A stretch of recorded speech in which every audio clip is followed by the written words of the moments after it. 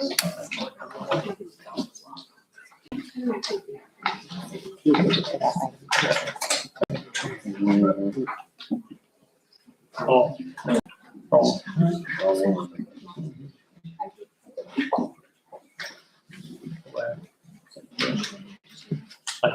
we have a microphone on there.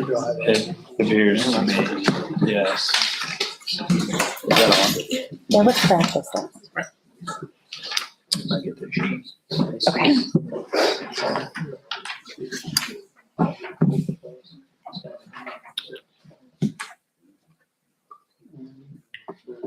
Let's see.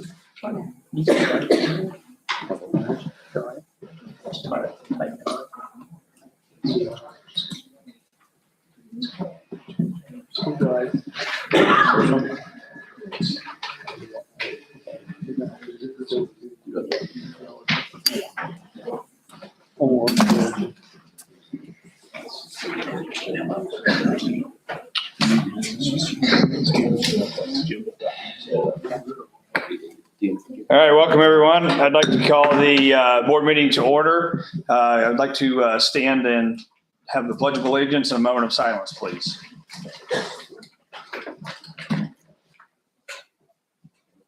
I pledge allegiance to the flag Of the United States of America and to the republic for which it stands, one nation, under God, indivisible, with liberty and justice for all. Thank you.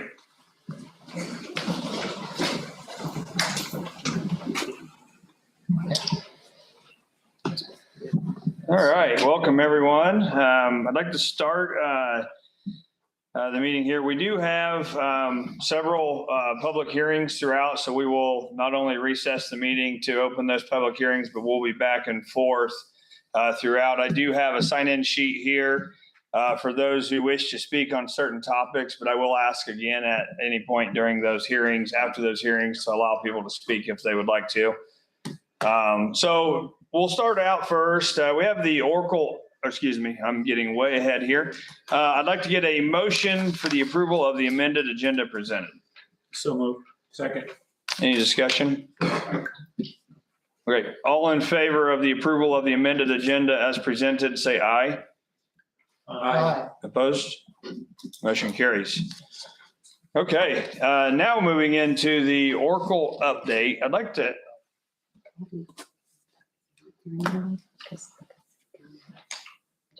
before we get to the Oracle update, I didn't see anybody listed as far as public comment.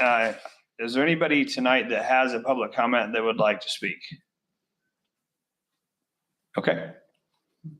All right, now I'll ask Miss Sierra White to come up for the Oracle update for the FFA Livestock Judging Team.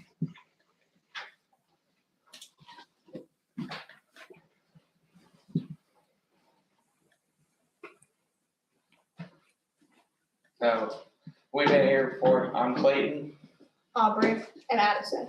and then Maddie was unable to join us this evening, but us four will be heading to Exarban here at the end of the month, post you guys approving it. But we qualified for that after we were 5th overall in the state. So this is a national invitational contest that we're going to, that you're going to judge alongside junior and senior colleges, but in separate divisions. So it's a very prestigious contest that is going to be rather expensive for us to get out there. So we went to our generous donors and have collected $6,000 to get us out there and back. I'd like to give a huge thank you to Jason Pearson and family and Jerry Sparks. Both of them were very generous in the amount they gave us to help us fund our way out there. So as we're preparing for this contest, we've been actively networking with other teams that are headed out to Nebraska. So the past 2 weekends, we've judged pigs. So Saturday, the Labor Day weekend, we judged pigs at Riker and Kretzmeyer's. We practiced alongside junior and senior colleges around the community. And then last weekend, we went to the Purdue Sheep and Beef Research Units, where we judged along Eastern Hancock. And we had been asked if we wanted to travel out there with them to Nebraska. And we said yes. as long as you guys approve our trip. And we are going to stop at 3 farms in Illinois and 1 farm in Iowa, headed out to Nebraska just to judge numerous different species just to prepare us for this contest. We really appreciate you guys' continuous support and allowing us to go on these trips and allowing us to do these things. Are there any questions on the judging trip? How long are you gonna be on? So we're leaving on Thursday night after school there on the 25th. And then we haven't decided if we're gonna drive all the way through Sunday night after the contest, or we'll lay over in Iowa and drive the rest of the way on Monday. So that Thursday night to Monday. Wish you guys the best of luck. I would say, enjoy the moment. I mean, Come back. yeah, I've already lost enough kids to the West, don't need to lose anymore. All right. Thank you, guys. Thank you. Okay, I'm gonna stay up here and give you a final update on how I did with my creed speaking. So here's a plaque that I'm gonna pass around for all of you guys to view. So I'd like to start off just by thanking you guys for supporting me along this journey. The Delphi School Board has been so supportive and I am so appreciative of all you do. I competed on Tuesday, June 17th. As a creed speaking. Later that afternoon, I found out I made the top 4. I didn't know what order I'd placed, but I had risen to the top. Can you go ahead and explain? To say the least, that was a very busy week for Aubrey. My wonderful mom and I drove to Springfield, Missouri as soon as I was done competing so I could be ready for showmanship early the next morning at the National Charolais Cattle Show. Needless to say, I had my game on that morning as I finished 3rd overall intermediate showman at the national show. You may be wondering why I'm fulfilling you about a cattle show. Well, that's because my sister was the one who represented me at the stage at national or state convention while I was in Missouri. When my sister represented me on stage and my first name was called, which meant I finished 4th place, I am ever so grateful for Miss White coming into school during her busy summer, my family for supporting me through this. I would not be able to make it to practices without my brother driving me, and I couldn't do it without my parents' support. This is definitely a memory that will stick with me for a while. Again, this amazing school board, thank you for all of your support along the way, putting up with me a couple of meetings and allowing me to practice. I am extremely proud and I was able to represent Delphi FFA at the state level. Now on to the 2026 LDE competition where I'm looking at employment skills where I continue improving my leadership skills. Thank you.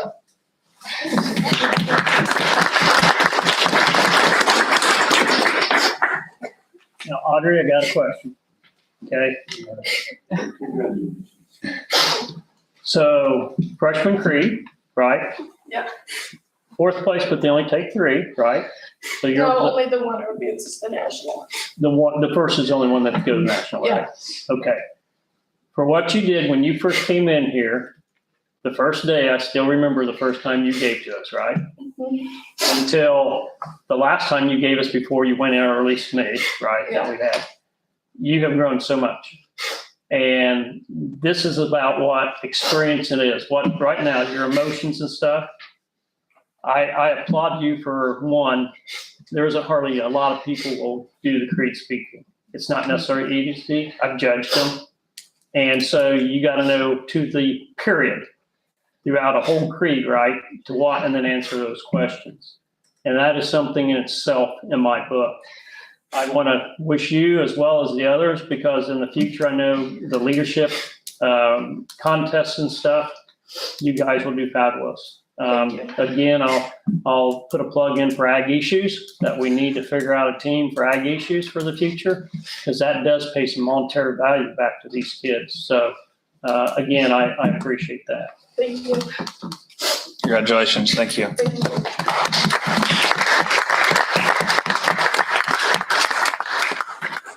Okay, I want to thank everyone for the FFA update there.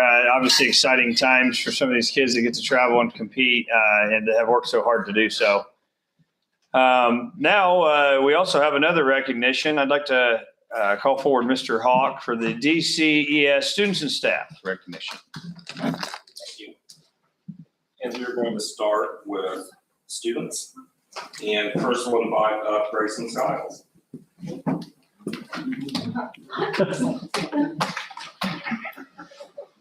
All right, so these students were nominated by their teachers for exhibiting the Oracle way, which is to be responsible, respectful, safe, and kind. And so his teacher wrote about Grayson. Grayson is always respectful, kind, and patient in the classroom. He is always willing to lend a helping hand to his friends, listens to his teacher, and uses kind words in the classroom. He shows respect by cleaning up after himself in the classroom and in the cafeteria. So nice job.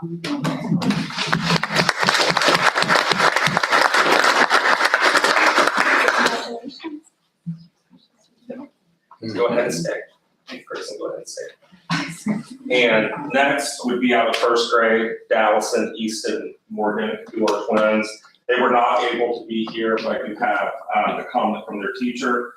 Dallas and Easton Morgan are two amazing boys. They are respectful to other students and adults. They show respect by listening when adults are speaking, following directions the first time they're given, and treating others with kindness. So, in that sense,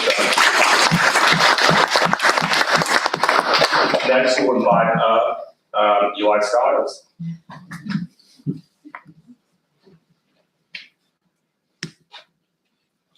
Right, so Eli's teacher said, Eli was nominated because Eli models respect daily for his classmates. Eli shows respect by being responsible when he makes good choices with his actions and with his classroom and personal belongings. Eli shows respect by modeling kindness, empathy, and support to others. Eli demonstrates the trait of respect when he actively listens, speaks calmly, and in how he expresses himself respectfully. Eli loves to learn, and he's appreciative for the opportunity by always putting forth awesome effort. I am proud of Eli.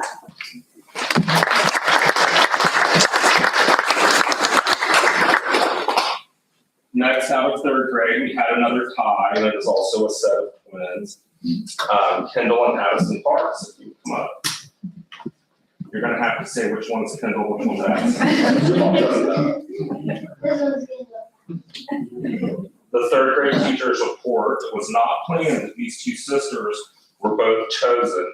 Each third grade teacher chose a different student of the month, and from that pool of 5 were narrowed down to 1 student. Mrs. Hoffman and Mrs. Unger just happened to choose the twin sisters for this month. They are equally special and both deserve this recognition. Addison was chosen for her hardworking spirit, attention to detail, and kindness. Kendall was chosen because she demonstrates respect to her classmates and teacher every day. She is kind, patient, and always willing to help other people. Congratulations.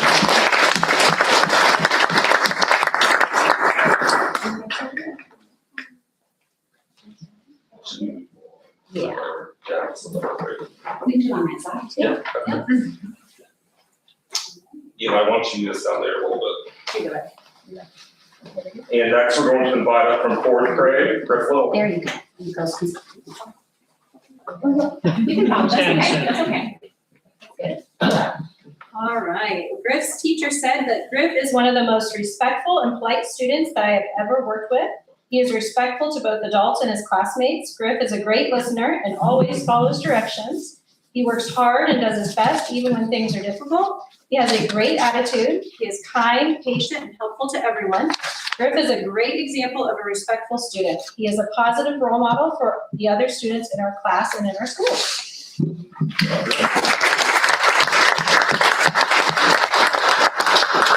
And last, but certainly not least, from 5th grade, Charlotte Pierce.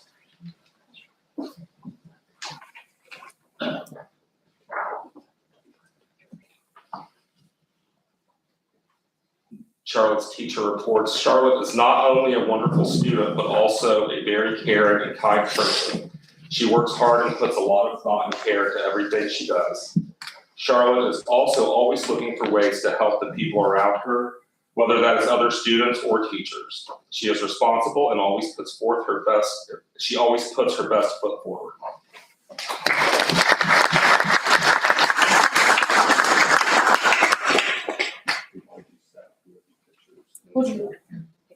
Yeah. Now, yeah. All together? Do you want them all together? Okay. Well, I guess at this point, you finished? This is finished with students. Oh, go ahead. Yeah. Do you want to do students or everybody together? It's up to you. I guess I was saying students with the school board. Yeah. Yeah, that's fine. Okay. We're going to take a break just a second here. We'll get a picture with everybody over here. We'll just do a group of everyone together, I think. You want to be involved? You're on the board. I suppose.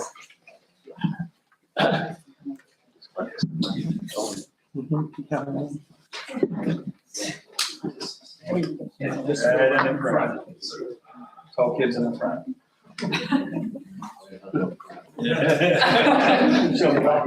Hold up your certificate.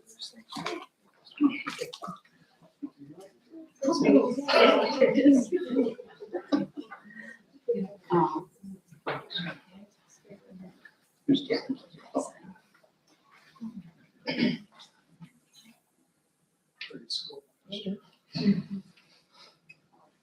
Okay, smile big.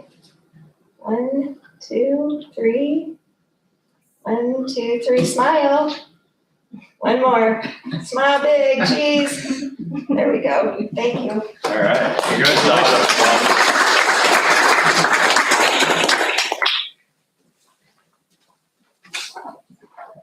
So next, we're going to recognize some staff members, and I can tell all of you, these were not easy decisions. And when I send out an email to all staff, there are 78 people, and that goes out, because that's a lot of people to help in a lot of different areas of our school.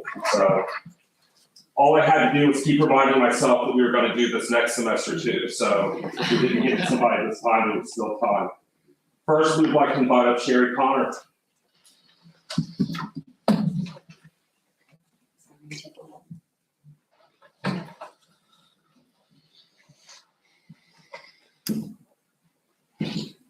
Sherry currently teaches 4th grade. She has taught 41 years for the school corporation. Sherry has dedicated many, many hours to countless projects and memorable opportunities for our students. She has volunteered to spearhead projects throughout the years, the latest being the One Book, One School project. Sherry is also an excellent teacher that embodies our vision at BSCS. She works tirelessly to create and teach engaging lessons to students, and she's always volunteering to organize and lead committees that will further our goals and benefit our students. Thank you, Sherry.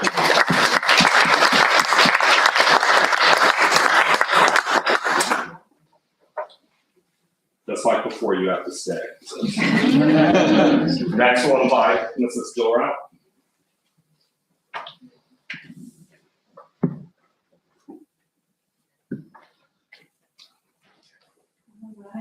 Jill has been teaching for 31 years. Jill has given 100% to DCES for many years. She is a leader on her team and always steps up to any challenge. She has been a great leader through curriculum committees and other things. She can be counted on to do whatever is needed for her students in our school. And I also can say firsthand, knowing her this past year and the start of this year, that she fights extremely hard for her students to get them what they need no matter what. So she also just loves Delphi. She loves her school, and she loves being a teacher here, and she continues to strive to perfect her craft even after 31 years. So I think that's amazing.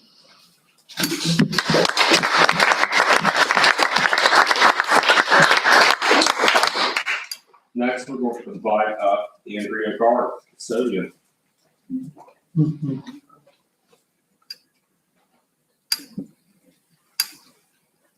Andrea has been with us for 14 years. Do you need something done at DCES? Andrea is the person to call.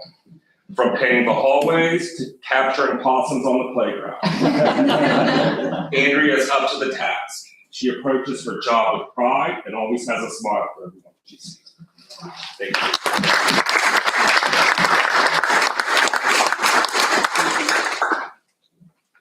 Next, we'll invite up Mrs. Christina Walker.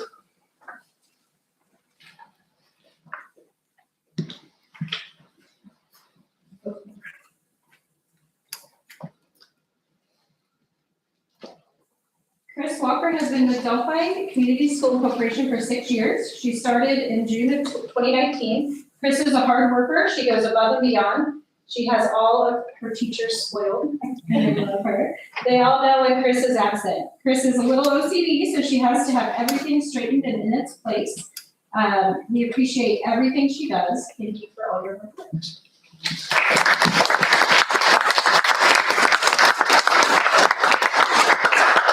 Next, I would like to invite up Angie Kemp.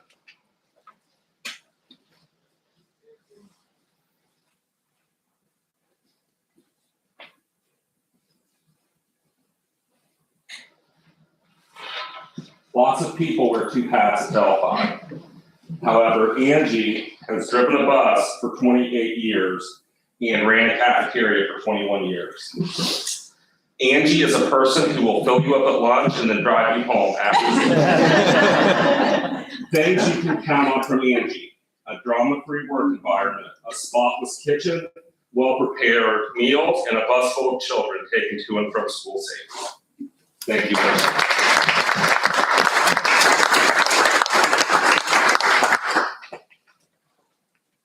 Next, we'll invite up Stacy Pearson.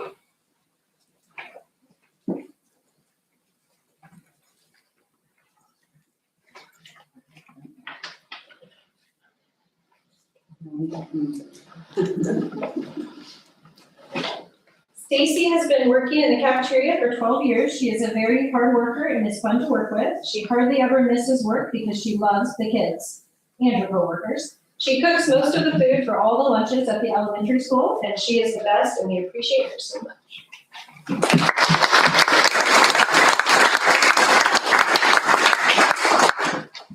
Next, I'd like to invite up Susan Harrison.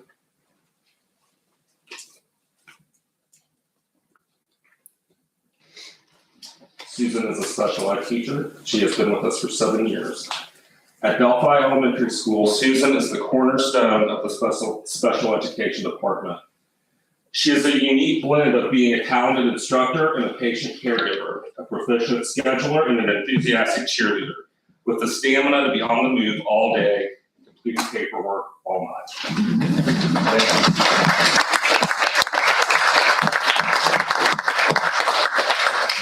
Once again, last but definitely not least, Kathy Strasser.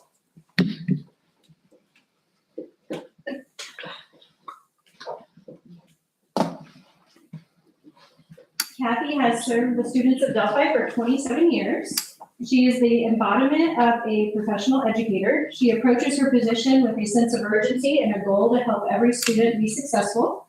When the unexpected happens, we can always count on Kathy to step up and help whenever or wherever she is needed, and she always exceeds our expectations.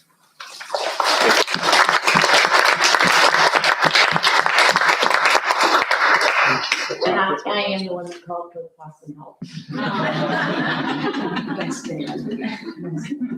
But when we had video like we did. I have pictures of possum in a box. Oh, okay. Now I'd like to move everybody over here for another photo with the school.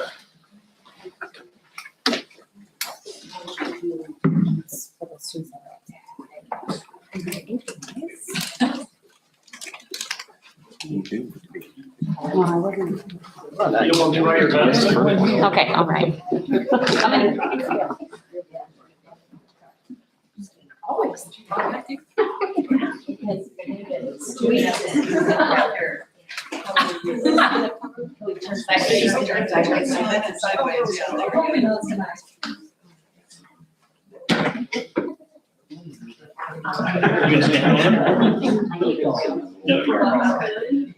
Can we squeeze just a little more on this end? Okay, ready? 1, 2, 3, smile, cheese. 1, 2, 3. 1, 2, 3. Thank you. Yeah, change that. Thank you, everyone.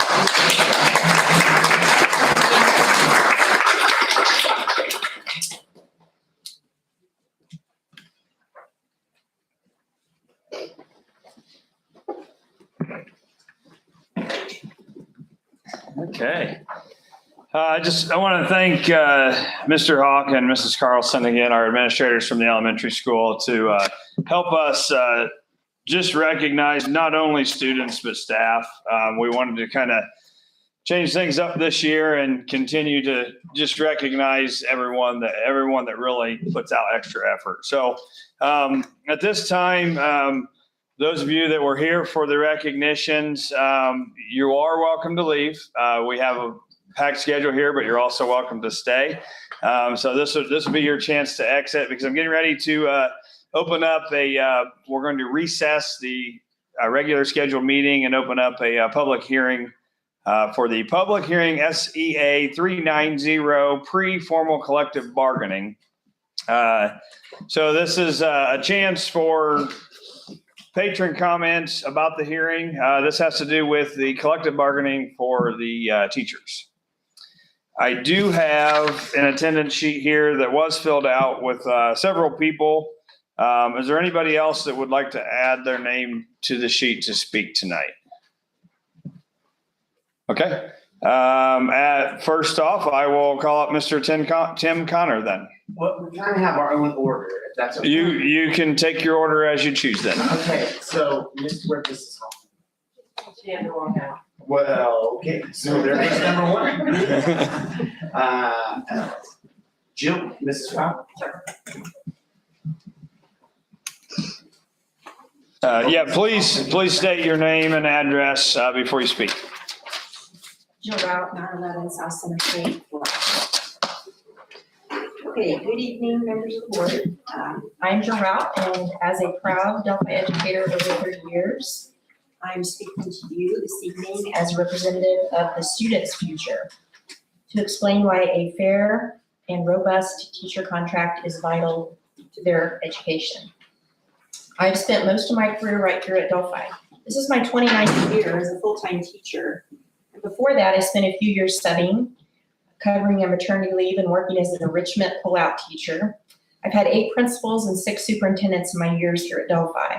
But throughout the many changes in leadership, the overwhelming reason that I have remained at Delphi is for the sense of family community that I experienced working at Delphi. When I subbed, I was able to work at various surrounding schools, and by far my favorite place to work was here. People care about one another, and I feel very supportive here. I love the teams that I've been fortunate to work alongside throughout my career. I appreciate how the board listens to and considers ways to improve our schools for the entire community. I feel proud being a part of this school system, and I do look forward to retiring from Delphi when that time comes. This fall, we will bargain for a new contract. As we sit down at the table, I ask you to remember that a teacher's working conditions are also a student's learning conditions.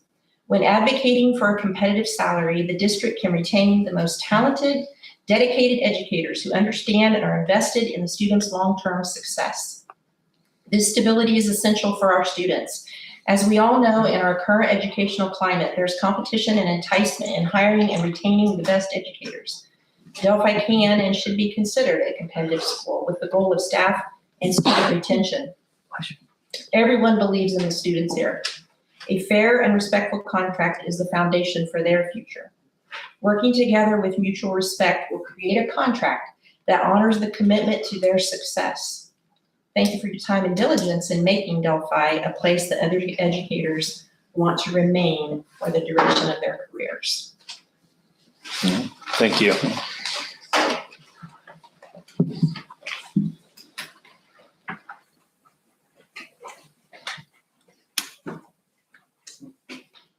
Hi, my name is Liz Hoffman. I'm from Lafayette. My address is 7701 Rolling Hill Drive. This is my 11th year of teaching. I know I look kind of old to be 11 years in, but I sat out for several years raising kids and became a preschool teacher and a university supervisor for student teachers And I'm about 12 years into a tutoring business that began in response to the iRead test. So I've done a lot of different things during my educational career. Right now, I'm a third grade teacher, and this is my 4th year back in it after missing the whole COVID experience and the Google revolution. But I wanted to let you know about a conversation that I had with Tim Connor this week that kind of just tells you how I feel about Delphi. And I'm trying not to get emotional because it's been kind of an emotional night watching students flourish and seeing people reach for their dreams as they aren't third graders, they're in high school, and I'm seeing the product of what we're trying to do. But I was a third grader at Delphi when I decided to become a teacher. And this is the culmination of one of my dreams. When I'm on the playground, supervising recess, I envision what it looked like in 1986. I was there during all of the iterations of the building. I plan to hopefully finish my career at Delphi. I didn't get to start it there because teaching was a competitive sport in 2002 and 2001 when I was entering the profession. But I just ask that you consider the fact that I'm hopefully teaching some future teachers. And we want those kids to stay in this community and raise their kids here and show them that we value them. And I'd love to just thank you for making us feel that way and hopefully continuing that relationship. Thanks. Thank you.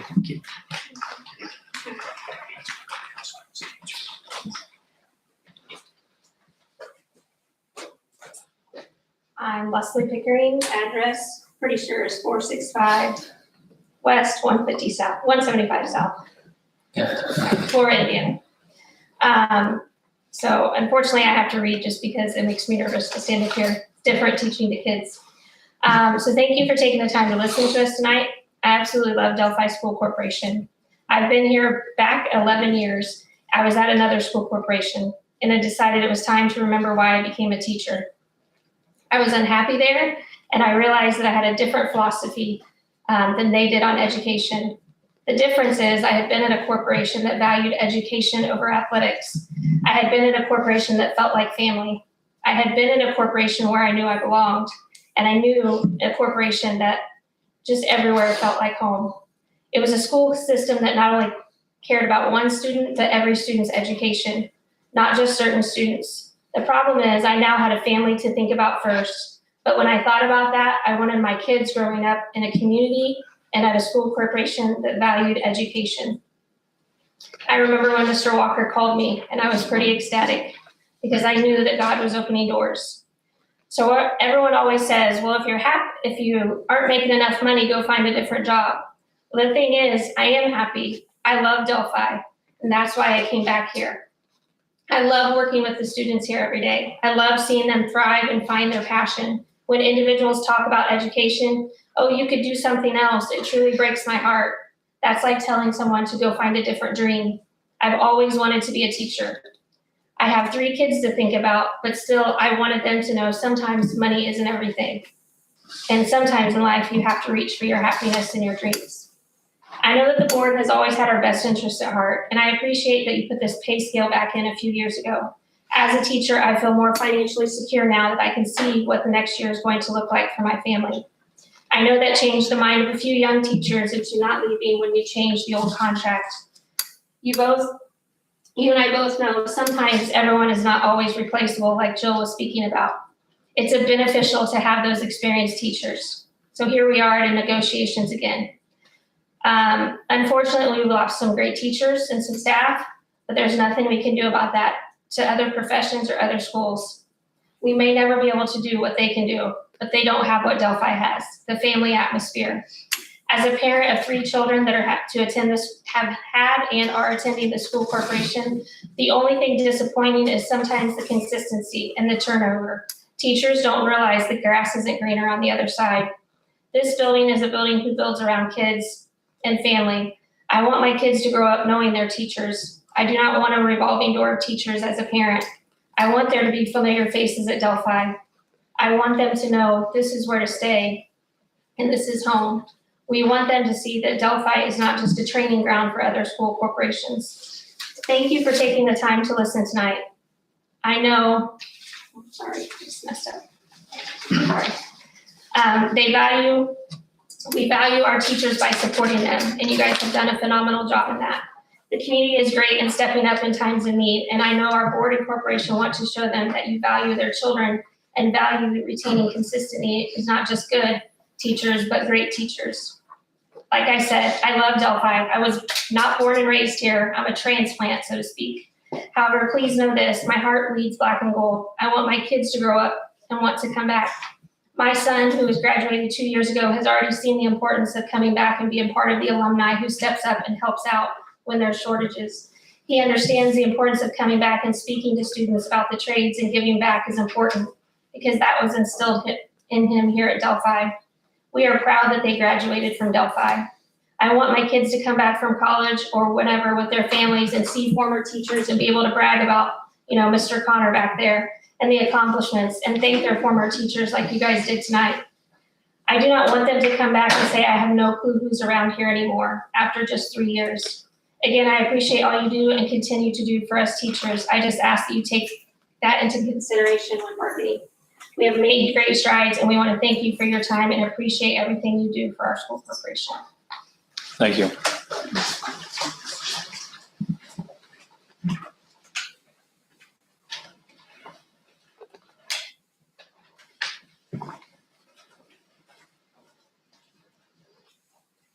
Hi again. I'm Sherry Connor, 5634 West State Road 18, Delphi. As Andrew said, this is my 41st year at Delphi as a teacher. I started out in Delphi way back a long time ago as a student. I haven't ventured far from home. I literally live a half mile from where I grew up.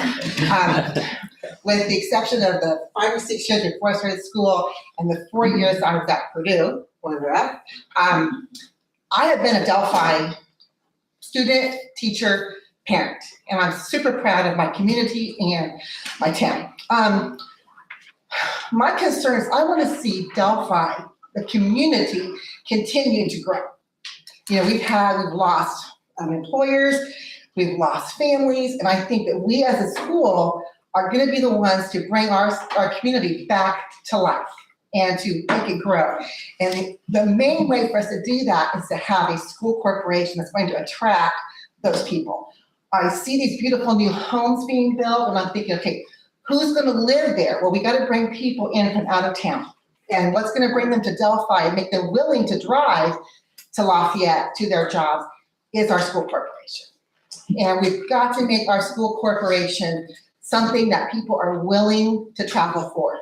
And I really and truly believe that we can do that. We have families. I love seeing our former students bringing their families back to Delphi. That's a huge, important sign that we need to capitalize on. We need to capitalize on the fact that we are a small community and we've got a lot of benefits. And it's all going to revolve around our school. We don't have the industry in Delphi where people are going to move here and set up shop because we don't have that industry. But we do have the community and the strength of a small town. And I think that that's huge, that our school has to be what brings people in to our community. How do we do that? Well, to make our school the best, we've got to have the best teachers and the best administrators and the best support staff that we can possibly have. And we've got a great staff. We have great administrators and we have great teachers, but we've got to keep them here. And the only way to do that is through a competitive contract. And this is not about my contract because my days in Delphi or as a school corporation or as an employee here are winding down. And it makes me really sad. But on the other hand, I'm concerned about my colleagues. I'm concerned about the teachers that I teach next door to. And are they going to be the ones who are going to carry on that legacy that we have? And we have a pretty strong legacy. And I think a lot of you went to Delphi. Or Carol, we'll let that one go. But anyway, our kids deserve the best. Our teachers deserve the best contract we can possibly give them. Our community deserves the best. And our community is going to grow if our school brings in those people. But bottom line is our students deserve the best. And in order for us to have the best, we've got to be able to recruit and then also retain those teachers. That's my soapbox. Thank you. Thank you.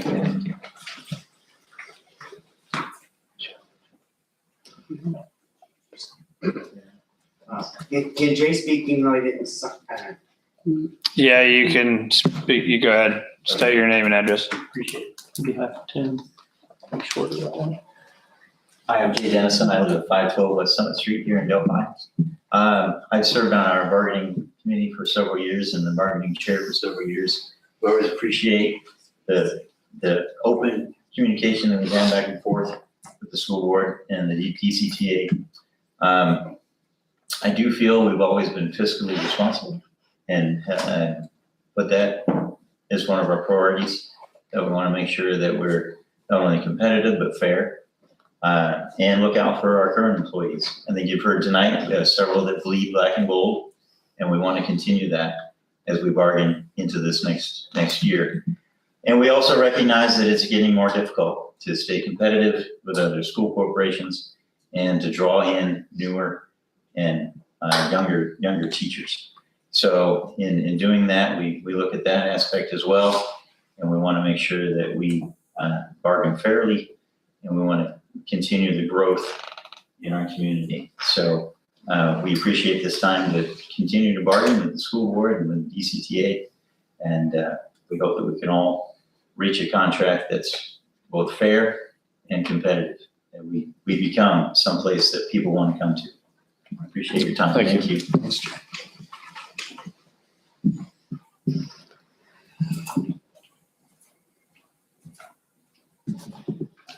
My name is Tim Connor. I'm president of DCTA. My address is 5634 West State Road 18. It's the same address as my wife, so. And we like people from the region too, Dr. Moore. Thank you. I was back there listening to everyone talk, and I think Dr. Morse, if you just go superintendents, she's my 9th superintendent. If you figure in interim, she's probably my 12th or 14th superintendent that I've worked for. And I think Delphi is a great place to be because, like I said, I was only going to want to be here for 2 years, and I stayed 40 more than what I thought I would. And it's the good things that have happened, and it's what everybody has said. It's the community. It's the people that you get to know. Going up to McDonald's and the kids even know what your order is before you even order it. It's just part of being in a small town. It's the culture. I think Delphi has always had great things going on. I think great things go on every day. And a part of that is because I think we have a board that's very interested and invested in our community. I think we have a new superintendent who's vested in our community and wants to be a part of it. The administrative team, I think we're on the right track there. There are just a lot of great things happening. My concern is a lot like my wife's concern, is probably starting this year and the next 5 years, Delphi Community School Corporation is going to lose a lot of experienced teachers. I figured probably by the time in the next 4 or 5 years, after we get through that, probably the most experienced teacher at the elementary school will probably be about 44, 45 years old. And we want to keep everybody there. We want to hire the best. We want to retain everyone. We want people to feel like this is a place where they can build a career, where their work is valued. And I think Delphi is the right place to do that. I've been on a lot of bargaining teams, and it seems like it's gone really well the last few years because we all know that we have to work for the common good. Our goal, obviously, is to provide the best education we can for our kids. People talk about natural resources and everything like that. I think the best strongest natural resource that the state of Indiana has is our children.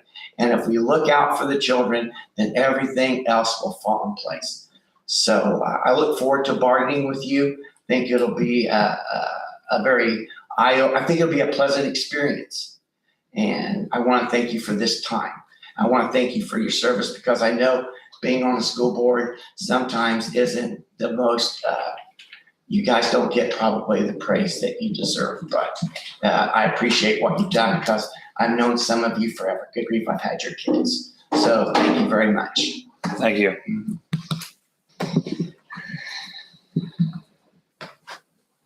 Tim, are you the last of the group? Yes. Did anybody else wish to speak? Okay. Hearing none, we plan to adjourn the public hearing for the SEA 390 pre-formal collective bargaining at this point. Now that we've adjourned that hearing, we will go right into the public hearing for the bus replacement plan, the capital project plan, and the 2026 budget as presented at previous meetings. This is basically just an opportunity for public to have their chance to speak about this topic. I did not have anybody on the list written down to speak about this hearing. Is there anyone here that would like to? Okay. Hearing none, I will close the public hearing for the bus replacement plan, the capital project plan, and the 2026 budget as previously presented. At this point, I will now open our third and last public hearing of the night. This is the project hearing and second preliminary determination hearing. This is the next item on the agenda for the board to hold a project and preliminary hearing on the proposed bond projects. If you're interested in speaking at the hearing, please make sure that you have signed in on the sheet, as well as I will ask for that at the end. Make sure you include your name and address if you plan to speak. After a presentation by the administration and its advisors, there will be an opportunity for the public to make those comments about the project. At this specific hearing, we will ask that each person limit their comments to 3 minutes and that the topic be limited to the proposed projects under consideration. The notice of this preliminary determination hearing was published as legally required. The first preliminary determination hearing was held on August 20th, 2025. At this time, I will ask Dr. Pamela Moore, Delphi Community School Corporation Superintendent, to explain the purpose of this hearing.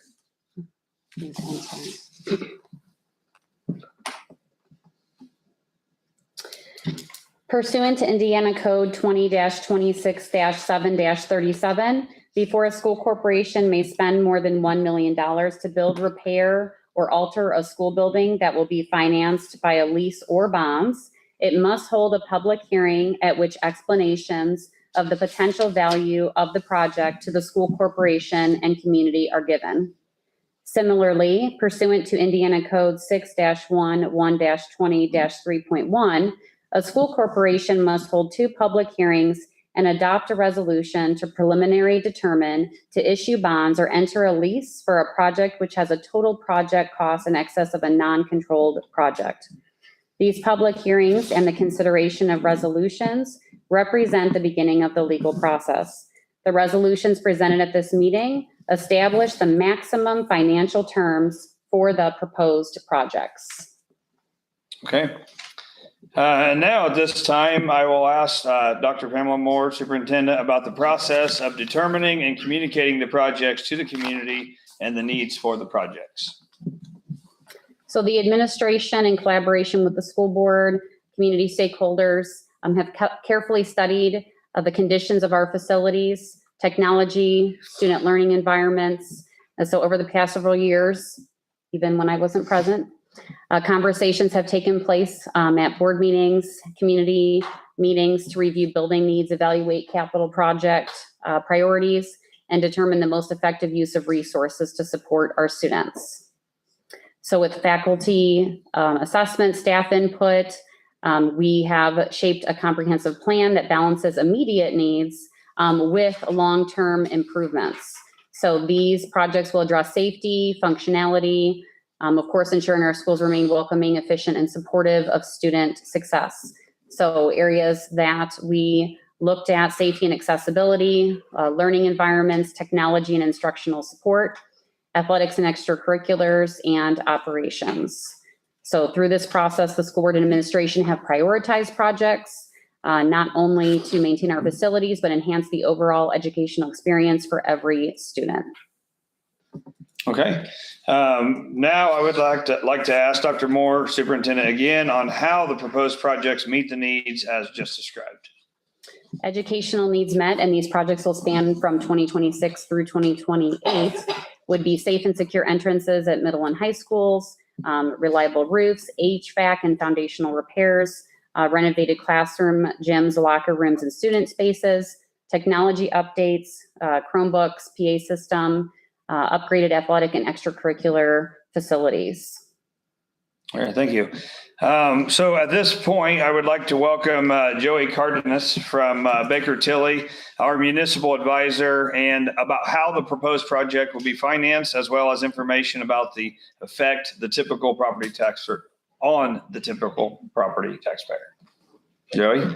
Thank you. Good evening. My name is Joey Cardenas with Baker Tilly, and like I said, we serve as school municipal advisor. And as far as tonight's hearing, just going to be walking through some estimated financial information as well as some maximums related to the project. So as I go through this, please stop me with any questions. But before I hop into the school's proposed project, I'm just going to walk through the outstanding debt. So here on slide 3 is a chart of the school's existing debt service. The school has about 7 obligations being paid out of debt service. As you see here in 2025, the total payments come up to about $4.1 million. And then beginning in 2026, drops to about $1.5 million. So just kind of signaling some payment capacity is becoming available. So as part of these projects, just going to walk through how this proposed project layers into the school's outstanding debt with no increase to levy or rate. On slide 4, not going to dive into too much detail. This is just the data behind that graph, and you can see all the 7 obligations and their payments and how they add up together. On slide 5, looking at the school's calculation of general obligation and debt capacity. This is just a calculation from the state where you take net assessed value, divide by 3 and times it by 2%. So looking at the school's 2025 net assessed value of about $760 million, divide that by 3, times that by 2%, and get the school's general obligation bond debt limit of $5,069,000. And then when you deduct the outstanding principal for any GO bonds outstanding for the school corporation, which is $1,815,000. The estimated remaining capacity is $3,254,000. So you'll see as part of this project, the school's approving an amount just under that, so right within their GO debt capacity. For slide 6, I'm going to walk through some estimates and maximums related to the project. Here for the maximum borrowing amount is $3,250,000. Estimated proceeds available for projects of $3,050,000. This is net of estimated cost of issuance as well as estimated underwriter fees. Maximum repayment term of 10 years. This is the can't exceed number. Here in the future slides, we're going to walk through a 2-year and 4-year payment. No decision needs to be made today. It's just some illustrations for you and decide that closer to the bond sale. Estimated interest cost of about $300,000. This is assuming about a 5% interest rate. If you were to sell today, it'd be closer to like the higher 3% area, just so you have cushion built into these estimates, just being ultra conservative when building these. And there is talks of maybe additional rate cuts here in the next couple months, so hopefully the school can lower the numbers I just mentioned. Estimated maximum debt service payment of $3,486,000. Estimated increase over the 2025 debt service levy of $0. And estimated increase over the 2025 debt service tax rate is also 0. And these final 2 calculations are just really for legal purposes, and you'll see them in your resolutions, but the current and proposed annual debt service divided by net assessed value is 0.54%. And direct and overlapping debt divided by net assessed value is 3.68%. So moving forward, just going to look at a couple of repayment scenarios. On slide 7, here is a 2-year repayment. You'll see here in the dark blue bars represent the school's existing debt service, and the light blue bars represent the proposed bond payments. You'll see here in 2025, again, it's about $4.1 million. And as part of this issuance, the proposed bond's looking at bringing that payment in 2026 right in line with where it was in 2025. So again, no increase in the payments, no increase in levy or rate. And then again, a step down in 2027. So it really provides the school some flexibility in the future as well for any future projects that may be needed. for this slide. Again, not gonna dive into too much detail. This is just the data behind those. So you'll see on the left-hand column, the existing debt service totals, and then the estimated payments for the 2025 months for this 2-year repayment. Slide 9, looking at the 4-year repayment. Again, pretty similar to previous slide in 2026, bringing those total payments right in line with where it was in 2025. And then now there's additional 2 years associated with it. So still a huge step down in payments beginning 2027. So again, still providing plenty of flexibility for the school in future years. Really just the main trade-off to consider when looking at a 2-year, 4-year, 5, whatever it is. I'll just use a 2 and 4 year as an example. But the 2-year repayment, you'll pay, when comparing it to the 4-year, we'll pay less interest, but just will have lesser of a step down in 2027 in this example. And then versus a 4-year payment, just with it being longer, you'll pay a little bit more in interest, but you have a little bit more flexibility beginning as early as 2027. So just some trade-offs. There's no right or wrong. It's just what this is first on that time. So, and if you notice it, you can make today. Plus, I think we're putting this out in November, so plenty of time to really still consider those options. Slide 10, again, just the data behind that. And now instead of the 2 years, the 4-year payment on this data slide. And then just a couple more slides on slide 12. This is just a chart showing how the school's general obligation bond debt capacity kind of rolls back on. So we're looking at 2 and 4 years. So you'll see here, including the 2025 issuance, the school would have 4 GO bonds outstanding. And so really in the far right column, the remaining debt capacity, you just kind of see how as principal is paid off related to these GO bonds, whether it's the 2020, 23, 24, or now the 25, you just start to see how the capacity rolls back on. This assumes no SS value growth compared to the 2025. So it might actually be more now with the 2026, the GO limit, but really just showing how that capacity rolls back on. So here in the next couple of years, almost fully regains capacity. And slide 13, kind of the same thing, which is now looking at the 4-year payment. So a little bit, obviously 2 more years to regain that capacity, but still you'll see here on the 2025 column that the back end of this repayment isn't a ton of principal, so you still regain a good amount throughout the years. So I know that was a lot of information. I just thank you all for your time, and please don't have any questions. All right, thanks, Joey. Joey, I got one question, real quick. If we go with the 3 point whatever, what does that leave us in our borrowing capacity at that point, beyond that, at that time? In general, that is something we can run for this. So I don't have that exact number in mind now, because we can look at it, whether that means you want to look at how much you have in the next 10 years, next 15 years. It'd be like year, because like in case we have an emergency, what's our borrowing capacity at that point if we put this on that leaves us in, right? In terms of GO bonds or in total bonds? Total bonds, and what it would take. That is something we can look into that. We can provide 2 different type of time frames as well, if that's all. Because we'd have a major thing, which we've had before. That, we just want to make sure we still have a little gap in there. No, I'll have you run that for you So, in the next couple of days, get that information back. And get that for you. All right. Thanks, Joey. Appreciate it. Okay. A lot of information there.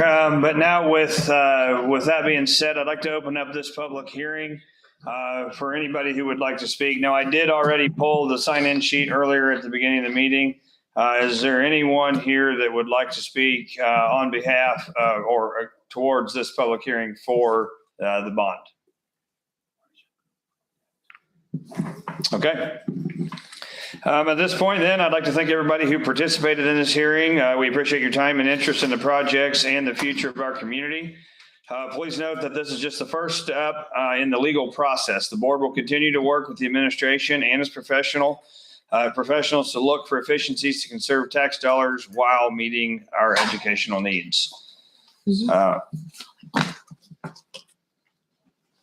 Okay, so at this point, I will adjourn the public hearing. That was 3 of 3 tonight. I think that's a record. We will go ahead and reconvene the regular meeting that we started. And by doing so, we're on number 8 on the agenda if you're following along. I'd like to get a motion For consent items A through AA, including A being the minutes for the August 11th, 2025 regular meeting and executive session. 8B, the minutes for the September 2nd, 2025 public hearing. 8C, monthly and payroll claims and the funds transfer report. 8D, the approval of the monthly financial report as submitted by the treasurer, as well as 8E through AA, also including some resignations, recommendations. We do have the out-of-state field trip that the FFA spoke about for livestock judging, as well as several fundraisers and things like that coming up. So I'd like to get a motion for consent items A through AA as presented. So moved. Second. Any discussion? Comments, questions? Okay. All in favor of consent items A through AA as presented, say aye. Aye. Opposed? All right, motion carries. All right, number 9, school presentation, the DCES counseling program. Mr. Hawk.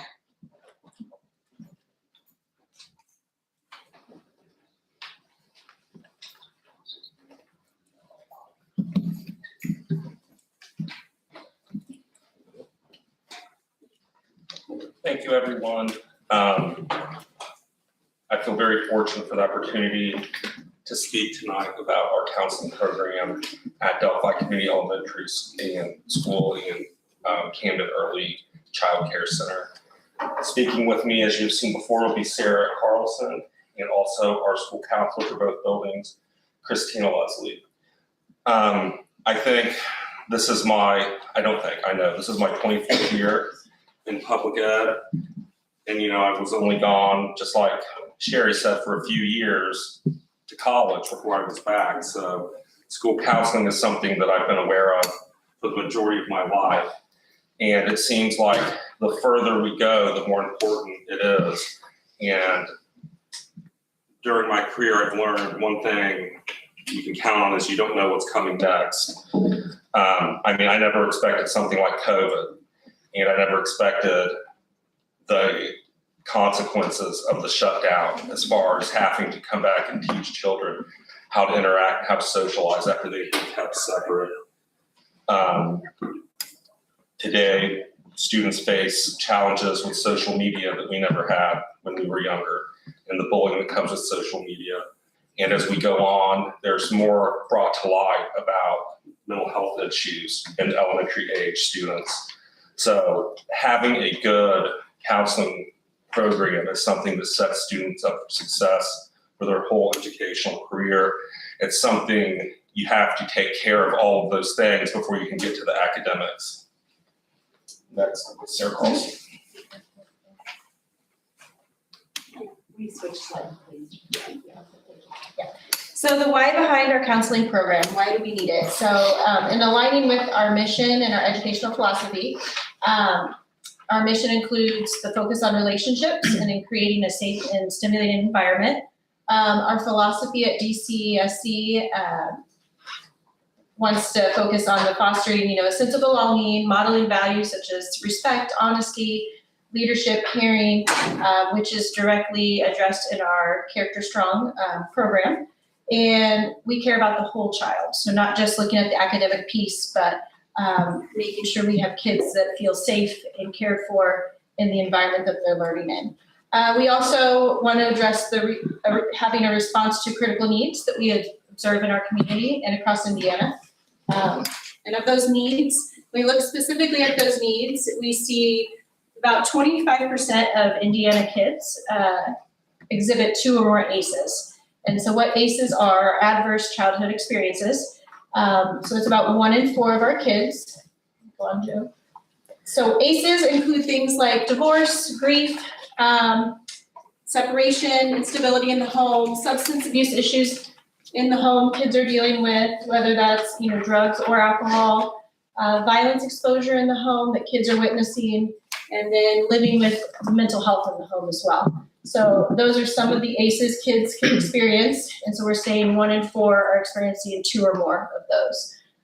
coming to school with those needs and dealing with that. Other needs we have that our counseling program addresses are decision-making skills, social skills that are needed, rise in discipline referrals, as well as complying with state laws on teaching, bullying, and body safety. Christina's gonna go over the program. All right. Good evening, ladies and gentlemen of the board. It is really a pleasure to stand here and talk about the counseling program at the elementary schools. I really thought about how to start this, and I never thought I would be a school counselor. I'll just say that. I knew my career would always lead to working with children, but being an elementary school counselor wasn't on the docket for that. But I believe in helping through solution-based. I believe in every single child that goes to that elementary school. And I want to tell you a little bit, I want to tell you a story. When I started, I went in and did classroom lessons in my first month there. And during one of my classroom lessons in, I think it was a second or third grade class, a young man came to me and he's like, "Where are the other counselors?" And I'm like, "Buddy, I don't know." He goes, "Is it our fault? Were we bad?" And I knew right then that I either left or I was 100% committed. So here I am, 100% committed to those kids. So a little bit about what I do, an overview of the counseling program. I spend most of my time in Tier 1, which is universal support. I make it a point to go into every single class at least once monthly. That's usually based around the Character Strong curriculum and focusing on the character trait of the month. This month is respect, which is why you heard it many, many times. Speaking of the children, teachers can request lessons in that if they feel like there's something going on in their classroom that isn't part of that Character Strong, but they need that in their room. They can request that. I also go to Camden weekly and do class lessons there. So I alternate between the pre-K and the kindergarten there. Tier 2 is small groups. So it's really a little bit more focused. So I look at kind of what I'm seeing. If I see a lot of referrals from students, teachers, parents in one group, particularly if it's K through 2 or 3 through 5, where I can put those ages together. For example, grief is something we've heard a lot of lately. And it just allows me to pull those children into a small group if it's appropriate. Tier 3, that is where I would spend time with the kiddos on an individual basis. I have a stop sign on my door. They know that it is their time with me, and that we won't be disturbed. So that is what my day looks like. Okay, so the classroom and universal initiatives. We have the Character Strong alignment, which I have talked a little bit about. We follow that. I do class lessons monthly, Camden weekly lessons. I did have a chance to start doing Counselor Corner videos, which has been a pleasure. So I do one for Delphi and then I do one for Camden because their curriculum looks a little bit different. And it's about a 2 to 3 minute weekly video called Counselor Corner. I go in, I did a kindness one where we talked about kindness being like ripples, and you never know that one little thing can ripple out, and that act of kindness could change the school. This week, I'm gonna go do interviews with Judge Evans and Nick McClelland and Chief Mullen, and we're gonna talk and get ready for Constitution Day. And I had 3rd through 5th grade ask questions if they wanted to for each of those, and they were very interesting. We're gonna have a lot of fun with that.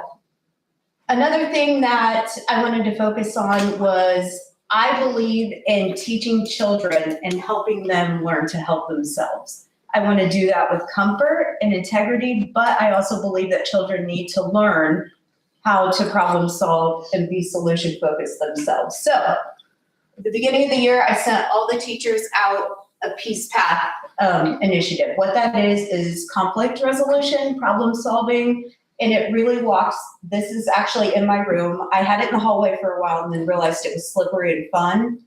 So now it's in my room.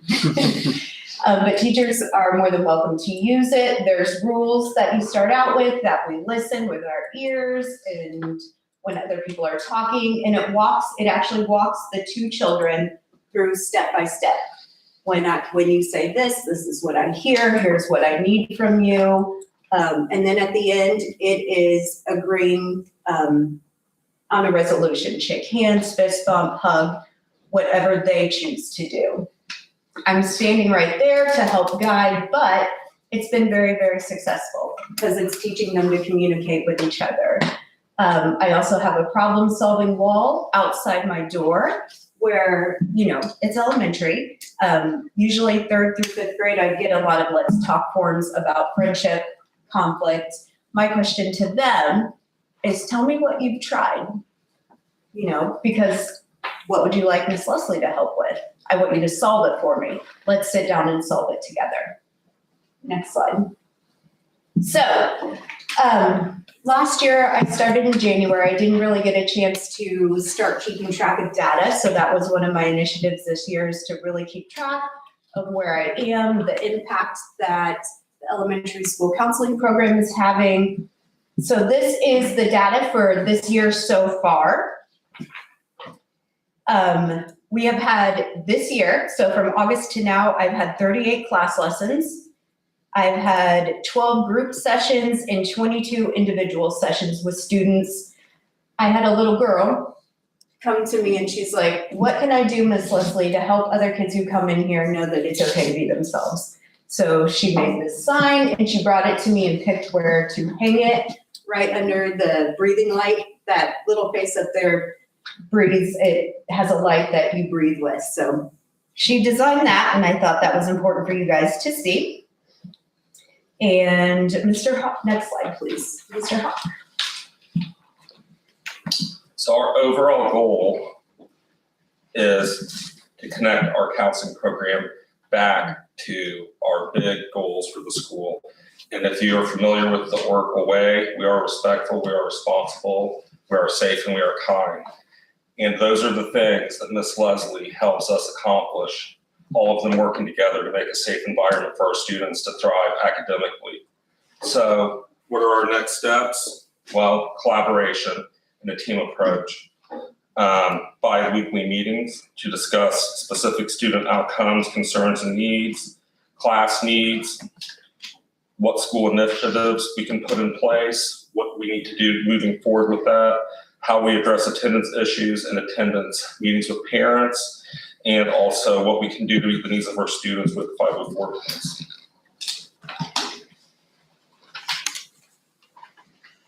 And this is the fun part. So I have to limit myself on talking because I'm a talker. So when it comes to talking about my future dreams, you would have to give me a couple hours. So I tried to limit it down a little bit.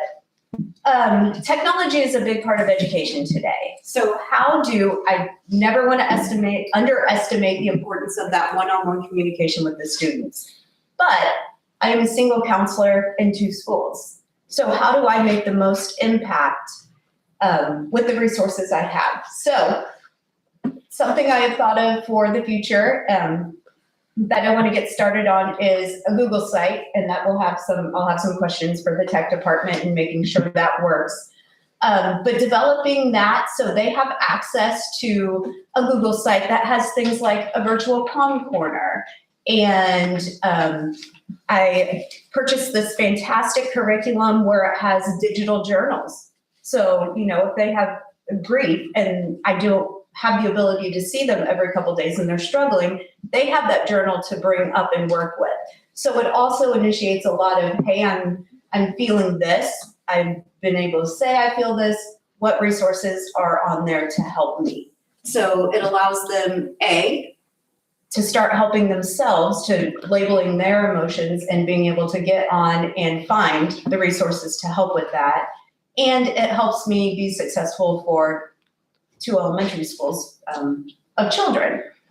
Along with that, I want to develop for parents and caregivers a Google site that includes things like, for instance, on Parent Square, I did a warning about horror games online because they seem very nice and great, but then in level 4, looking around for young people, in level 4, not so nice things happen at the Some of them school. Have led to real crimes. Yeah. In the case of the Slender Man. And parents don't always know that. And also community resources. I'm not always available 24/7. I have this need, where do I go?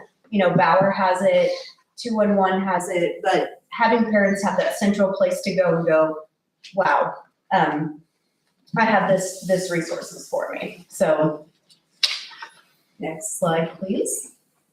Okay, so this is the fun part. I really want to focus on some new groups and family involvement because I believe in having family as part of the school to make things successful. So Breakfast Club, I have to keep that name because I'm quite fond of that name.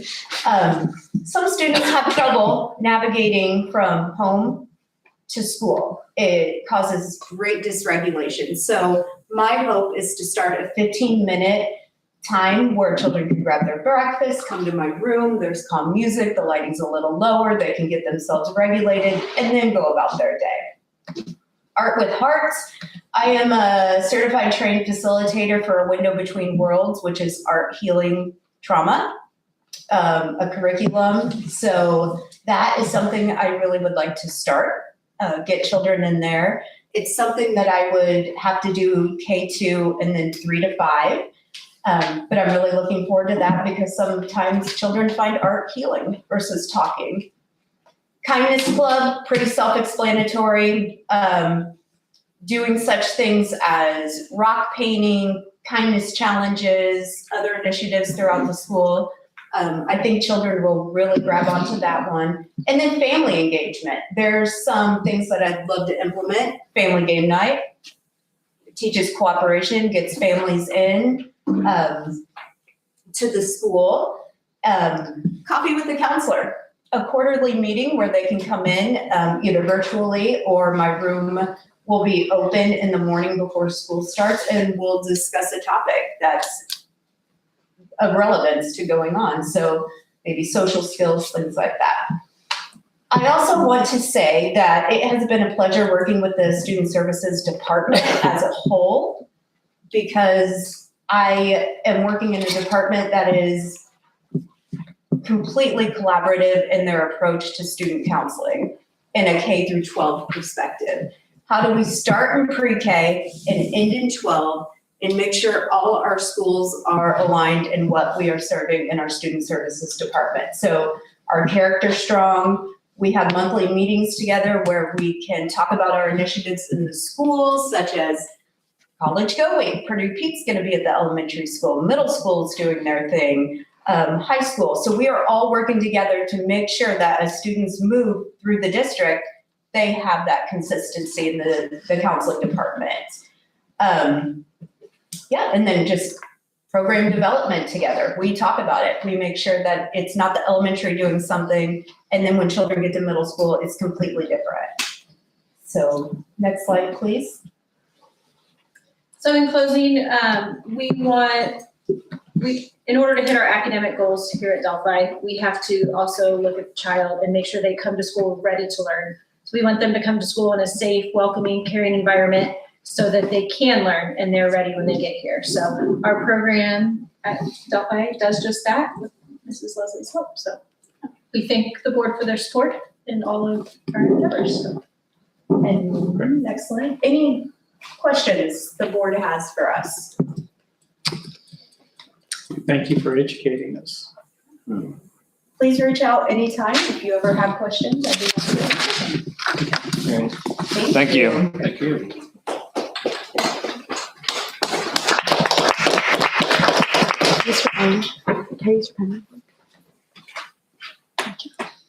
All right.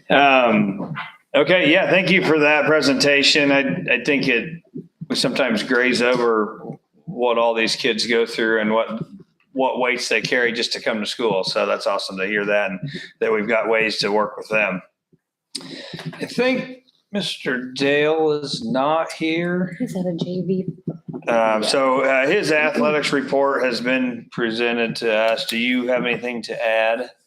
Not at this Other time. than, I know, the Bacon Bowl, Yeah. it's Friday. We'd like to see some black and gold over East. So, maybe we can bring that skill at home. Mm. And then, we have the superintendent's report. Dr. Moore. Thank you. Just want to highlight a couple things. Very excited to showcase our first community newsletter. That should be going out soon to mailboxes within our district, but beyond as well. So I just appreciate all the staff that work together to highlight some exciting things like our PLTW program, fine arts, bracketology, athletics, our Oracle Online, which will be starting in January, just making sure that everyone is aware of all the great things happening here. I will, of course, share that digitally too once it hits mailboxes.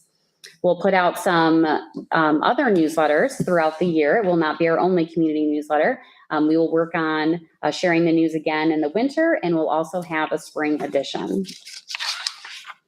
Excited for our admin team to be leading by example with learning. So I want to share that we're committed to a book study, and it's about professional learning communities. And we're emphasizing that this is an ongoing process. It's a culture shift. Many of the things we're doing, but want to be consistent again, just like our counseling program across all buildings. And so this is about making sure that all students are learning at high levels, and that we focus on learning, collaboration, collective inquiry, continuous improvement, and being results driven. And as a team, we came together and analyzed data, and that was a great experience, and just carrying that into all of our buildings. And I know teacher teams, counseling teams, working together to make sure that we are looking at results and that we're taking action. The Superintendent Student Advisory Council, I received 37 applicants from our students in grades 6 through 12. That just makes me so happy that our students' voices will be heard. I will be notifying students who will be chosen for that council this week. And my goal is to choose two students per grade level, which is going to be hard because their applications are spectacular. Our first meeting will take place toward the end of this month. So excited to share, what our students, again, they're who we're here for. And so their voices need to be heard. Strategic planning, I've received almost 50 survey responses so far. So the survey is open through the 19th, and I've had many reply in that survey that they're interested in participating in the focus groups. So we will put together those groups and plan to meet in October, but just excited at the feedback I'm receiving, emphasizing the great things already happening here, but again, looking toward the future of Delphi. And that's my update. All right, thank you. Okay, moving into new business, I'm going to probably group a couple things together here. I'd like to get a motion to discuss 11A, the MOU with Peak Community Services Pre-Employment Transition Services, as well as 11B, which is a contract for Public Consulting Group LLC and DCSC. And then the last one would be 11C, which would be approve the out-of-district transfers numbers for 2025 through 2026. So can I get a motion for 11A through C? I move 11A through C to approve. Second. Dr. Moore, can you give us a little bit of explanation on the MOU? Yeah, so that's an MOU that we engage with. It's a regular, ongoing every single year annually for students in ages 14 through 22 for vocational rehabilitation. Okay. And how about the contract for Public Consulting Group LLC? So this is through, this is Medicaid with our school system and agreement that we have. Okay, and then the last one here, approving out-of-district transfer numbers. Can you inform us on that? Yes, so first, ensuring that we can accept transfers through the second count date. So wanting to make sure that date is changed. It was set to January 30th. We would like to have that through July 1st to make sure that we make it through that second count day, which is in February 2nd. First count day is October 1st, second count day is February 2nd. So that's the first change I would like to make with that, and that involves the cap, so continuing to accept students. This is something I have engaged in discussion with our teachers association about, and making sure that we are able to continue to accept students that would not pass the limits of kindergarten and first grade, 25 students per class, second and third grade, 28 students per class, fourth and fifth, 30 students per class, sixth through eighth, 35 students per class, and 9 through 12, 35 students per class. I think it's important to note that we are not even close to those numbers. So no one should be afraid of those numbers. We are not even close. So just making sure though, because we hope to grow, that we would make sure that if needed, I'm not saying we wouldn't continue to accept students, but we'd like to have a number in which to make decisions about whether or not to add classroom teachers. And again, we are required by the state to set these limits. Any questions on A, B, or C as presented?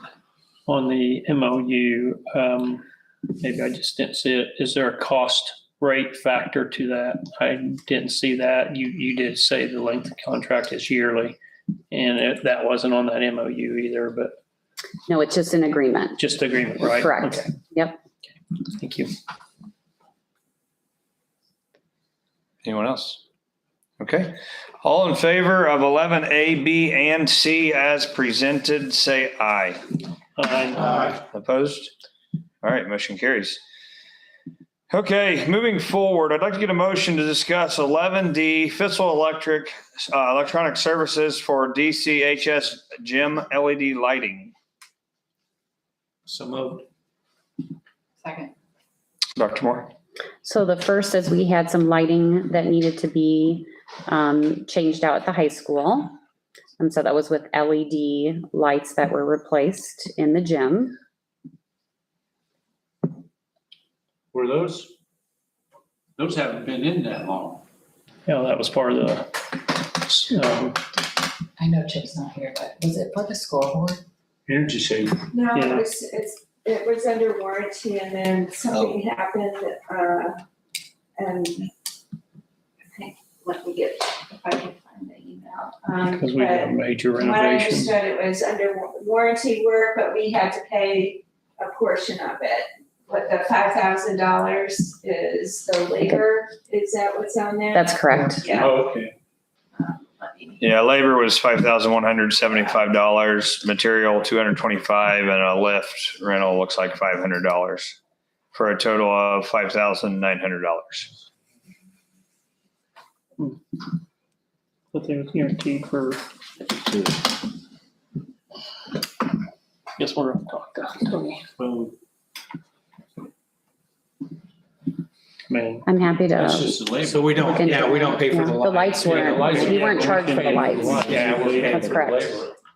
We didn't pay labor on this, on the lights in the parking lot when it was replaced. This is what, Chris said. Doesn't say It was a high school main gym, Performance supplied all new fixtures under warranty. We had to pay for the labor for them to be replaced. They had to purchase chain and hardware to hang the lights properly. The lights were not mounted properly. Performance only supplied new fixtures. so we couldn't evidently do it ourselves, replace them? I wouldn't want to. Yeah, we could void our warranty. You only have warranty once. Interesting. That's all right. We're gonna have a talk with Tony anyway in a week. Oh, we'll see Monday. Yeah.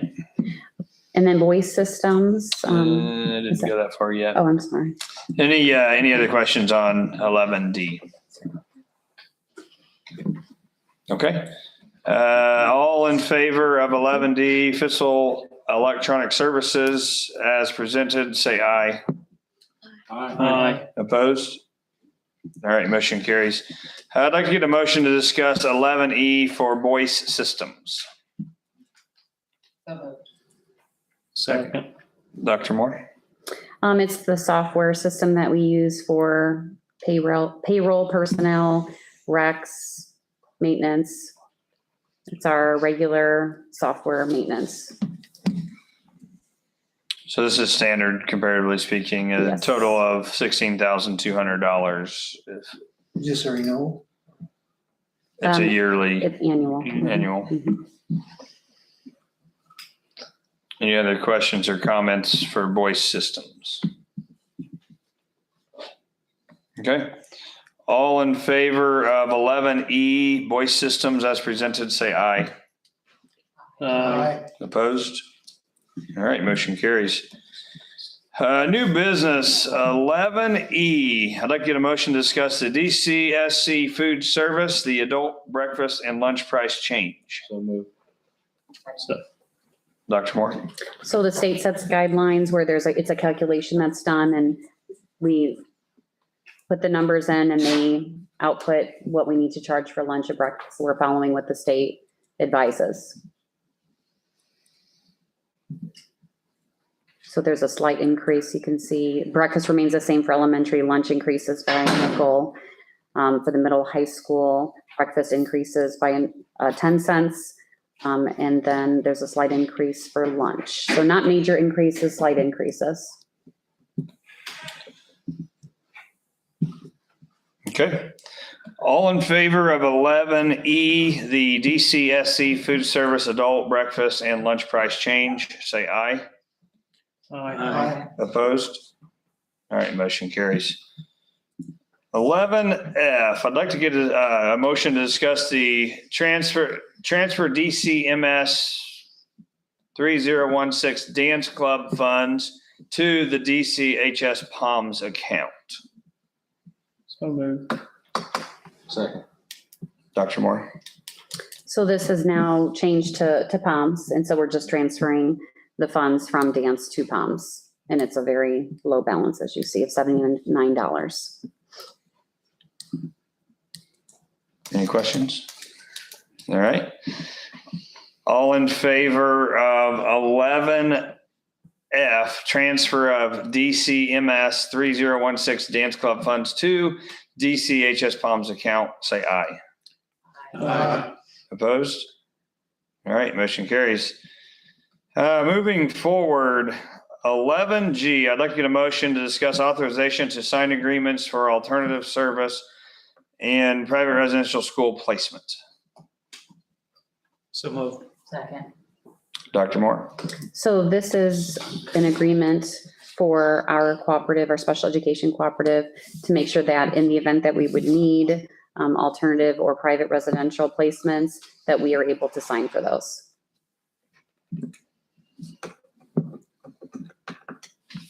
Any questions? Okay. All in favor of 11G, authorization to sign agreements for alternative service and private residential school placement, say aye. Aye. Opposed? All right, motion carries. 11H, I'd like to get a motion to discuss the Oracle Online Student Handbook for the 2026 school year. So moved. Second. Dr. Moore? So this is a handbook that would be given to students and their families who participate in Oracle Online beginning in January. So this lays out how there's differences than the traditional school day, and making sure that all those expectations are well known for grades K through 12, because there is information about attendance, there's information about participation in extracurriculars and athletics. So this information will be really necessary for families to understand, as this is going to be something new for many of our families, or for those that are coming in for the first time. So wanting to make sure those expectations are clear in that onboarding process. This is something that has been shared with administration, has been talked about with, I know Chip is here now, with athletics too, to make sure that we're meeting all the requirements through IHSAA and others. So it's a little bit different. And so we just want to make sure we're prepared for that. Chris? Did I miss it, or was there, I read through it, I didn't see where there was a specific start time when the classes start at like 8:05, 8:15. Did I miss that, or is it not in there? So schedules for students, depending upon which grade they're in, is going to be different.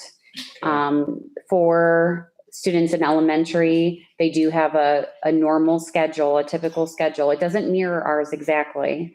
And with the flexibility that they have, students can show up to class live, or if they are not able to attend the live class, they are able to access recordings for each class.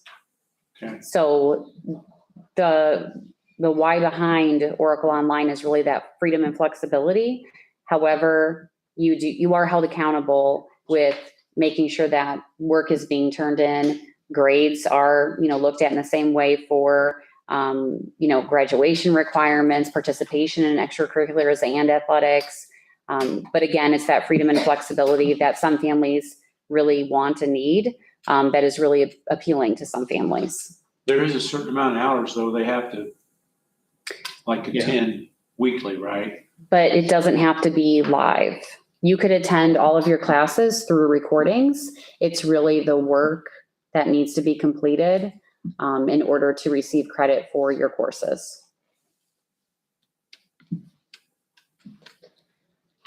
Any other questions? You mentioned athletics. I don't see the clause in here on athletics. It's in Was it in there? there. Yeah.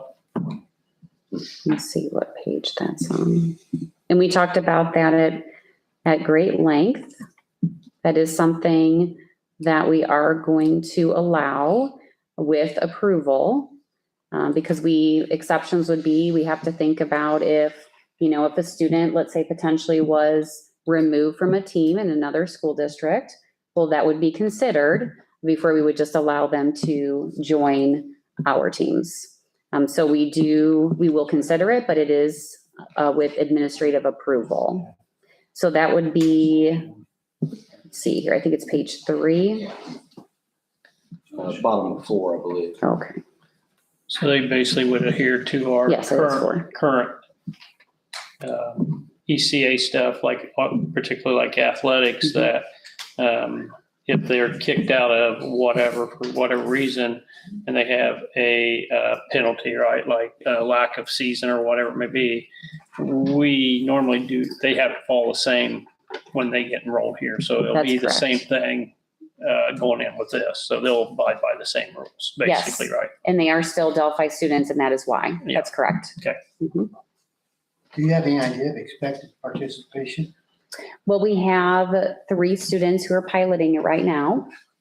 And I've heard from neighboring school districts, like I'm aware that Rossville, has a program. They're in their second year, I believe, and their first year they were single digit, and now they're double digit in their second year.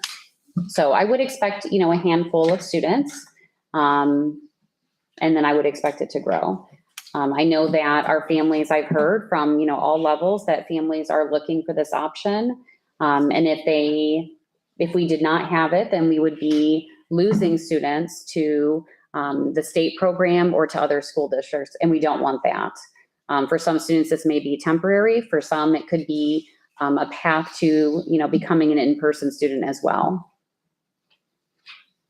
And I have seen that in the district that I was just at, some students engaged in online, which did lead to them coming in person, especially those extracurriculars. And you start to, meet other students, and we, we're a family here in our community. And I feel that may really, get some of our families, even from beyond our district boundaries, to want to be here. Excited about the classes, possibility. AP classes? Say it again? Are any of these, are they AP classes? There are different levels and options for courses, yes. Yep. Mm-hmm. Languages, advanced classes, yes. Mm-hmm. We may have to change the name to Delphi Global after all, right? I mean, I'm hoping it's going to be successful. Okay. All in favor of 11H, the Oracle Online Student Handbook for the 2025-2026 school year, say aye. Aye. Opposed? All right, motion carries. Another one here, 11I. I'd like to get a motion to discuss the curriculum approval for the DCHS Business and Accounting. So moved. Second. Dr. Moore. So this we have created a new form for the approval of curriculum. So this was submitted to Mr. Long at the high school from business, and they're wanting an up-to-date accounting curriculum. And so this is just a revision to an existing course, the curriculum. Any questions or comments on the curriculum? Was this mandated by the state to do this, or did we do it? It was not mandated, no. And there is a cost to this, right? Yes, there is. 35, 10, 28, just for the record. Yep. That is So it correct. doesn't sound like we're just doing a revision that there is a cost to it. So. Debit left for credit, right? Yeah. All right, all in favor of 11I, the curriculum approval for the DCHS Business and Accounting, say aye. Aye. Opposed? All right, motion carries. Okay, the last four here, I will start out. We will need to get a motion to discuss the board consideration of the project resolution. So if I can get a motion to discuss 11J, then I can let Dr. Moore summarize this. Would you like for us just to do it for all of them and then summarize each one and then vote? We can do that as well. That might make it a little easier and simpler. So let's get a motion for 11 J, K, L, and M to discuss the resolutions as presented. So. Second.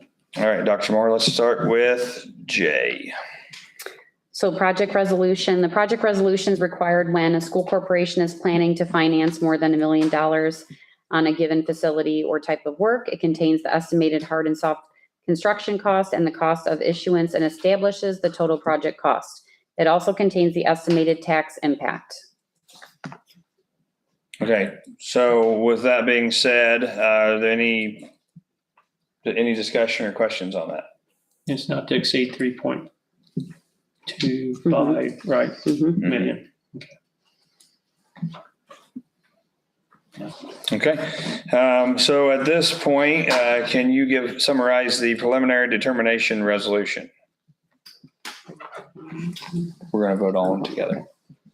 The preliminary determination resolution is required when a school corporation with a certain debt service tax rate is planning to finance more than a certain amount for school facility improvements. It contains the total project cost, maximum annual payment and lease term, and other financial terms, such as the estimated principal amount and tax impact. Any questions or comments on that one? Okay, at this point, I'll ask Dr. Moore to summarize the preliminary bond resolution. The preliminary bond resolution contains the project cost for the projects, maximum interest rate, and other financial terms, such as the first interest payment date and maturity dates of the bonds, all with respect to the issuance of general obligation bonds. Any questions or comments? Okay, then the last one here, Dr. Moore, can you please summarize the reimbursement resolution? This resolution relates to the financing of the construction project. This resolution permits the school corporation to reimburse itself from bond proceeds for any cash which it might spend on the project prior to the closing on the bonds. It is required by federal tax law in order to preserve the school corporation's ability to reimburse itself. Okay, with hearing summarization of all four of these, are there any final questions or comments on 11 J, K, L, or M as presented? Okay, all in favor of 11 J, the board consideration for project resolution, 11K, the board consideration of preliminary determination resolution, 11L, the board consideration of preliminary bond resolution, and 11M, the board consideration of reimbursement resolution, say aye. Aye. Opposed? All right, motion carries. Okay, we are now down to 11N. This will be the second reading and the approval for Neola policies. So I'd like to get a motion to discuss the second reading as well as followed with an approval vote for letter N. And I will go through all of the policies, being bylaw 0166.1, bylaw 0167.2, policy 1216, policy 1220, policy 2131, policy 2131 V1, policy 2210, policy 2221, policy 2340, policy 2370, policy 2370.02, policy 2411, policy 2421, policy 2623, policy 2700, policy 3120, policy 3120.02, policy 3120.11, policy 3142, policy 32116, policy 4120, policy 4213.01, policy 4216, policy 5111, policy 5310, policy 5330, policy 5410, policy 5460, policy 5462, policy 5511, policy 5517.01, and finally, policy 5540. I'd like to get a motion for the second reading and the approval of all Neola policies presented. Mr. President, I move to approve 11N, the NOAA policy, after the second reading. Okay, remember we went through all these. They've had revises, changes, punctuation. So we've already had the first reading. This is the second reading. Are there any other questions or comments before we vote? Question on one. 5462, retaking a class. See where on the first one, it says that the bottom line in green there on E is not got an X on it. What I have a question about is what if someone gets a C+, but they want to take a class over and improve their GPA so that they have a higher grade, maybe take it online. You just take the class over to improve their overall GPA. That box isn't checked on E, And, right, and we don't have to choose it. but we don't have to. Correct. But so if they wanted to take a class online to improve their GPA, they can still do that. But we didn't choose it. So we are not allowing it. That's So correct. if they want to try to improve it, take a class over on their own to improve their GPA, we're not going to allow that. Right. It's at a cost. Hate to say Well, it. don't they pay their own way? Drafting note was an interesting part of that, right? You choose this provision to allow students to Below a B, right? below a B. Right. If they want to retake, that to me felt like if they want to retake the class, especially if they're looking to earn that seal on the new diploma. But I don't know that, It is. I assumed that one went with D, that we did check. So we have the student has not passed at least one of the end of course exams required for graduation. And then we also have if a student has failed a class to retake it. But a student below a B, we did not with earning hours toward the seal, specifically it's the seal on the new Indiana diploma. Now, what's the cost involved if they just decide they want to take it on their own? Take it over? You said there was a cost involved? No, there's always a cost, Mike, whenever you do second time. I mean, I don't care what you do. I mean, again, you might have a kid be wanting to take, what happens in the next time? And he gets a B and I want to take it again until I can just keep Yeah, but don't delaying it. they pay that themselves? No, Oh, they don't? this ain't college where they do that. That's what I'm saying. All right. Well, but it says a C plus. Yeah. Right, so if you're in a C+, I mean, right. I guess there's always maybe it's the waiver consideration to take the class again. I don't know why we would deny a kid from taking a class again if they had the initiative to want to get a better grade. And there may be justifiable reasons why they were unable to attend class on a regular basis or illness or something. And we haven't approved it yet. If you would like to add it as an option, we can. Yeah, we can. Do you see a rationale not to? I mean, Well, I would trust our Director of Student Services to provide her input about that, since she's the one that would be scheduling kids to retake the class. It's in the handbook that they cannot take a class over from a C or higher, or from a higher, C or higher, is what the handbook for the high school says. It's in our handbook if they can't do that. Yeah, that is Okay. correct. If they get a C, they cannot retake it. If they get a B or an F, they can retake it. Yes, ma'am.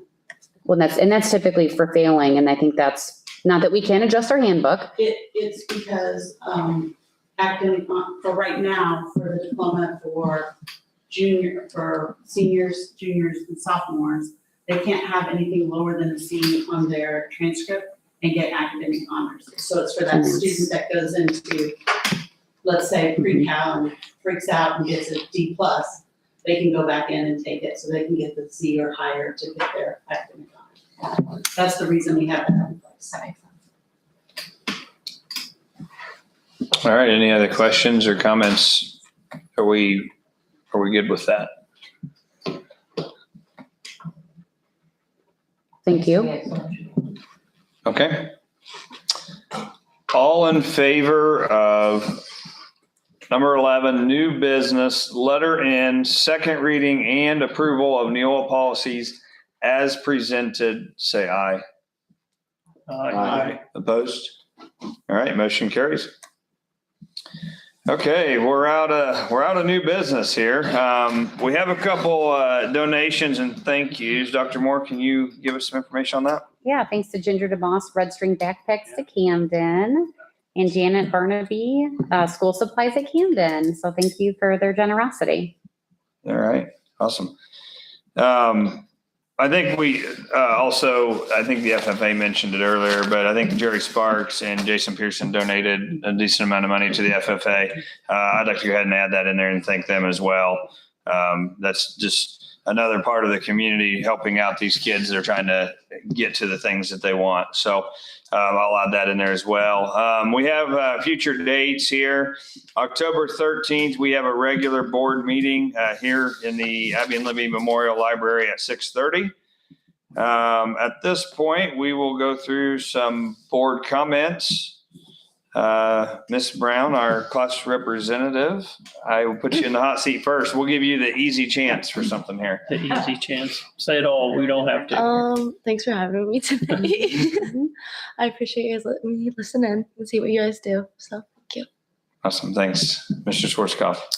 I want to thank everybody that attended tonight. Thank you that stayed to the end also. Appreciate that. It's always great to see community and giving them a reason actually to come in. And I think that's great that way. To our guidance counselors and our other counselors, it's great to see things we're trying to do. I've always said that we need to figure out how to get the family back into the school. And some of those potential future projects is good. I remember going up to Knox, and they have a cookies and milk night where they bring people in and do, and that's kind of what it kind of sounds like. I look forward to maybe seeing some of that. Of course, I've already said, but I'll say again, good luck to the FFA livestock judging at this point in time. It's great that those kids actually went out and gathered donations to actually exceed, I think, their cost is going to be. So again, to those who donated, not only for that, but our other two donators here that gave us for supplies there at Camden. I guess you guys are still back there. That's good. Yes, we're coming up on negotiations. I appreciate all the comments. Having a wife that served about as many years and listened to her from time to time over the hardships. We did have hardships, and I'm sure times may be that again, but I also know that we'll work together to make a common goal, and that's about the kids. So I appreciate your guys' comments. Thank you for the work you do.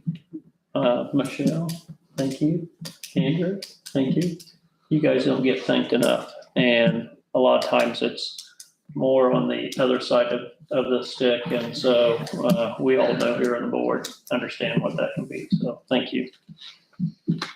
I left you something. Did you? Yeah. Mr. Smith. I also want to thank everybody that hung out tonight all the way through this. One of our longer meetings, but a lot on the agenda and accomplishing a lot. Off to a great start for the school year. So thanks to everybody that's out here that's working hard every single day for our students. I also wanted to say thanks to Jason Pearson and Jerry Sparks, two outstanding businessmen, Delphi graduates that continue to support our programs and certainly involved in our FFA and our ag programs. Congratulations to those FFA and good luck on that livestock judging coming up. But really, Audrey as a freshman to get fourth on her creed.